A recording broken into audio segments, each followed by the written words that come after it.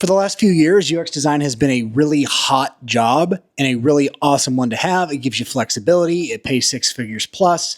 You can work from wherever you want in the world. Like me, I'm in Bali, Indonesia. But is it still worth getting into? Is it still a good thing in 2025? Or has AI and startup layoffs killed the career path? And why being a freelance/fractional designer may actually be your best option. That's what we're going to talk about in today's video. So stick around, smash that like and subscribe button, and let's get into it. So starting out in 2020, we obviously had COVID that swept the world. And during that time in the UX field, it became a really hot time for UX designers because everybody was working from home, and this opened up a ton of remote opportunities that weren't otherwise there. Higher salaries. I could work with companies in New York, LA, San Francisco, Seattle. I was able to do that because remote work opened up that opportunity. Companies started to see that people could still be just as effective if they worked from home. Companies were expanding budgets in design, and so it seemed like a really, really good opportunity to get into UX design. And somewhere around this COVID era, we had what we would consider the boot camp explosion. You would see ads everywhere. You'd see boot camps popping up left and right, and they'd be promising people that are looking to change their career and work remotely a six-figure job in 12 weeks. And so you had a huge influx into the industry of designers that went to a boot camp, and then they came out of those super underprepared, not really understanding the fundamentals of UX, and just thinking that it was going to be a really smooth, straight sailing process to get a job. Myself, I even mentored for a few years, and the amount of students that I helped mentor, they struggled to get a job, and then they just gave up was probably 2/3 of them. And so this just put this huge influx of junior designers into the market, saturated it, and made it really challenging for people that had even been in there for a while to find a job at all. And in fact, really the only designers that I saw that got one were the ones that were persistent as hell and really wanted it, and that also had another job on the side while they were hunting for design jobs, because it was not just like a find one immediately, but they had to support themselves financially while they continued to apply jobs, build their resume, build their portfolio, and do all of that stuff. And most of them just didn't have the thick skin and the grit and really the desire to have it to be able to actually obtain those roles.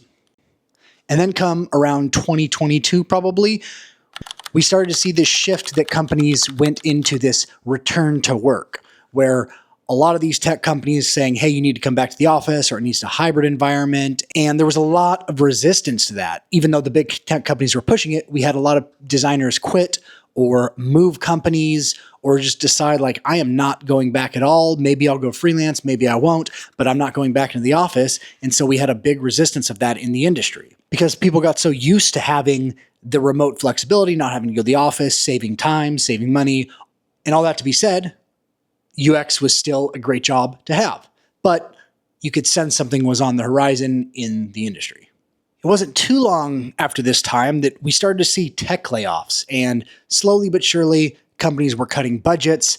They were seeing that maybe they invested too heavily during this COVID boom remote work, and that they actually just needed to make more and more profit. The economy went down in America, and we saw this affected across tech, tons and tons of layoffs, and what we would consider maybe a downward spiral of the tech industry. And so shortly after this time, we saw the AI hammer come in, and big boy ChatGPT came in and started this whole AI movement.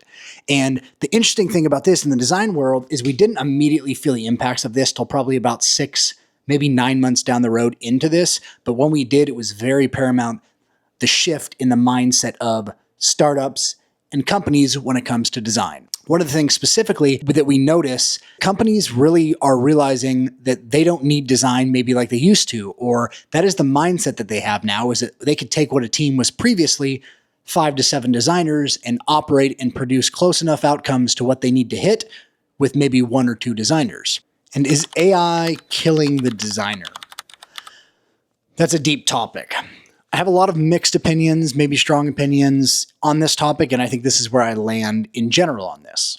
No, I don't think so. I think there's a lot of buzz around that, and if you get too wrapped up in social media, that you'll just get this overwhelming feeling that design is going to be killed and there'll never be opportunities again, and I don't think that's true at all. I think the way that a lot of companies are using it today is They are using it to prototype and go faster and kind of omit the traditional design and wireframing and prototyping out of the design process so that founders and product managers and engineers can do it faster. And then after they've kind of validated a product with, let's say, a vibe coding tool, they can then have a designer come and revise it and work through some of the experience points, but they use it as like validation testing and things like that. So I think for a while, it's going to be fine. There's going to be a lot of design that is still needed and utilized. It's just in a different manner than it was in the past. So is a UX designer a good job to have in 2025? Yes and no.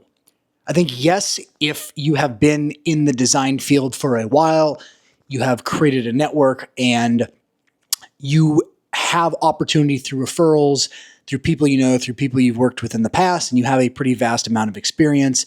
I don't think that you'll have trouble getting a role. It might take longer than you initially planned, but I do still think that you're going to have a lot of bang for your buck in terms of making money, flexibility, freedom, all that good stuff that comes with it. It just looks different than it did in the past. And you probably do have to start learning some of these AI coding tools to be able to help prototype, run things faster with leaner teams.